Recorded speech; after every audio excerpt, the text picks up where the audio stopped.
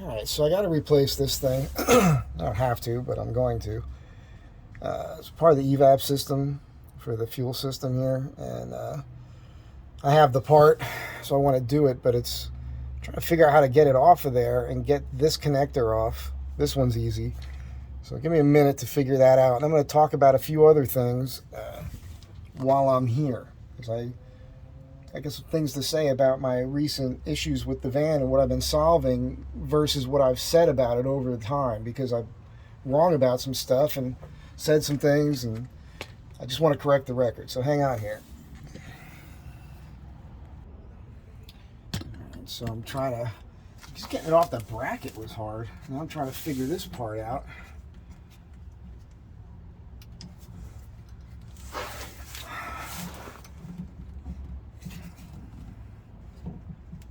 Is going on? Oh,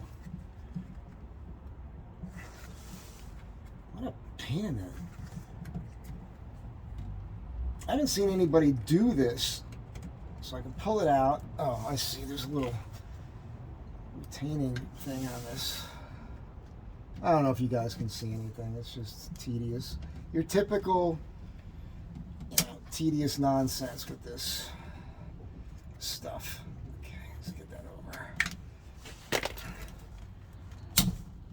Okay, I got that out. I don't know why that was such a pain in the butt, but it was.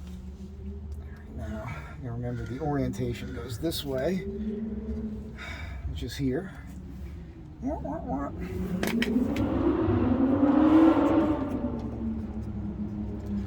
put this on first. All right, well, that was easy. Try to show you something here. Again, I can't see exactly what the camera's looking at, but maybe this will work.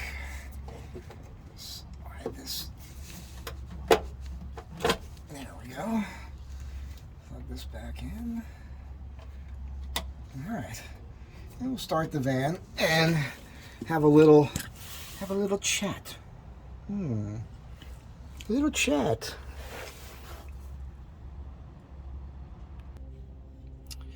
I might be guessing, I'm definitely just guessing, but I'd say this thing has been in there a while. It's probably not a bad idea to replace it.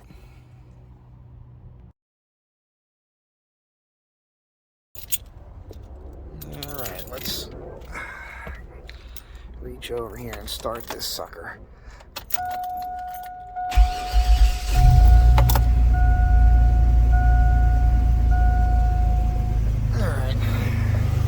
Let that warm up.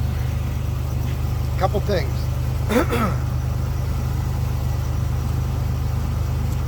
Doing more of my research on this whole PCV valve thing. Oh, and listen, I just ordered a new map sensor.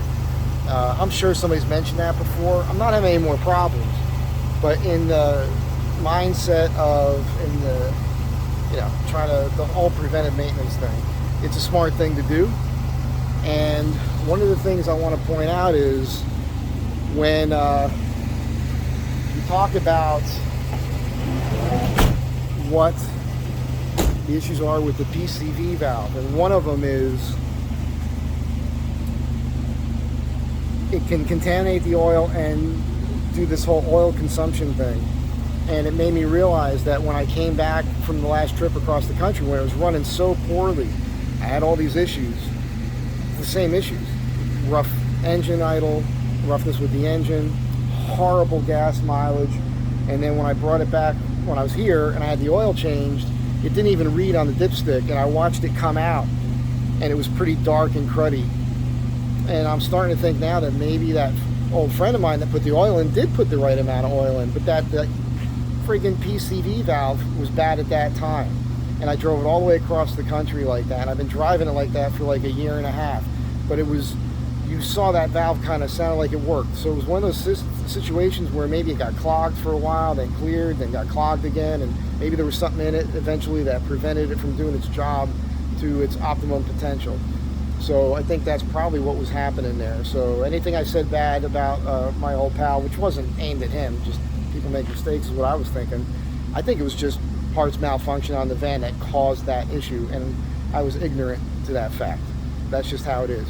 If I do or say something in life and I feel like I was wrong, I always want to set the record straight. If something's said about me that's wrong, I want to make sure they set the record straight. Not that hung up on it, but it's a thing. Van is idling real smooth.